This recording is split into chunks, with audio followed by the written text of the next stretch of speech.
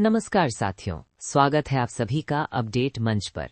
दुनिया के बदलते भू राजनैतिक हालात के बीच एक बड़ा घटनाक्रम सामने आ रहा है और वो है भारत और रूस का संयुक्त नौसैनिक युद्धाभ्यास।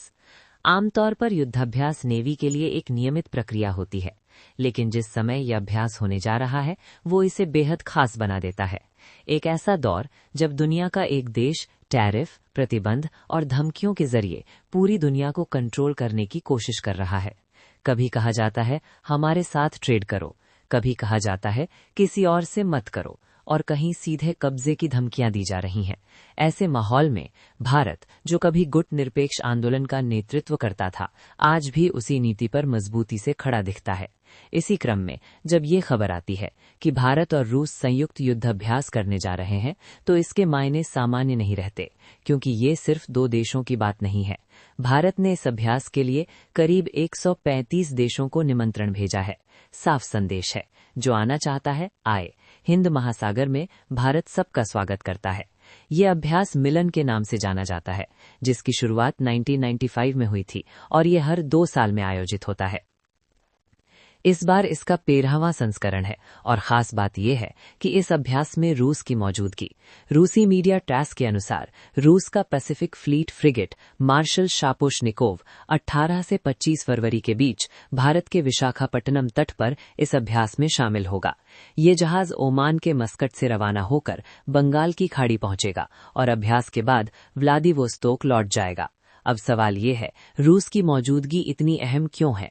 क्योंकि ये वही रूस है जिसे अमेरिका लगातार आइसोलेट करने की कोशिश कर रहा है और भारत उसी रूस को अपने सबसे अहम नौसैनिक कमान पर बुला रहा है।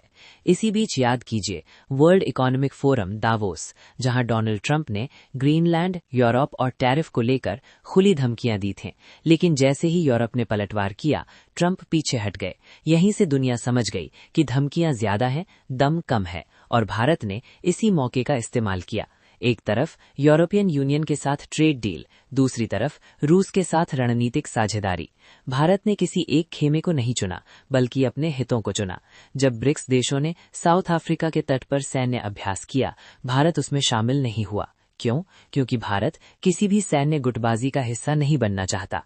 ब्रिक्स भारत के लिए आर्थिक मंच है, न कि सैन्य गठबंधन।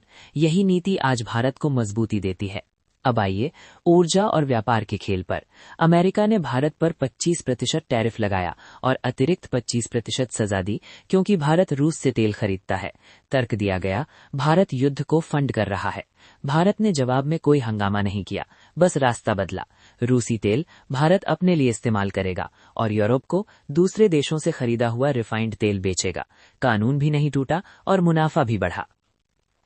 यही वजह है कि भारत की रिफाइनिंग कैपेसिटी 260 MMTPA से 300 MMTPA तक बढ़ाई जा रही है। भारत तेल पैदा नहीं करता, भारत तेल प्रोसेस करके खेल पलटता है।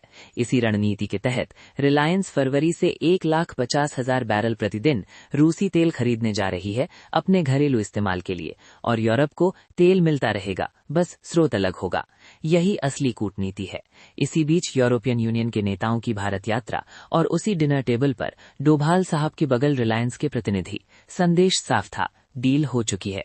अब यही वजह है कि अमेरिका भी बेचैन है और इसी कारण अमेरिकी प्रतिनिधि जयशंकर जी से मिलकर फिर से ट्रेड डील की बात कर रहे हैं। निष्कर्ष साफ है, भारत ने रूस को भी साधा, यूरोप को भी साधा और अमेरिका को भी अपने तरीके से खेलने पर मजबूर कर दिया। यही है गुटनिरपेक्ष भारत, किसी के खिलाफ नहीं, लेकिन अपने हितों के साथ। अगर ये विश्लेषण पसंद आया हो तो वीडियो को लाइक कीजिए, अपडेट मंच को सब्सक्राइब कीजिए और अपनी राय कमेंट बॉक्स में जरूर लिखिए।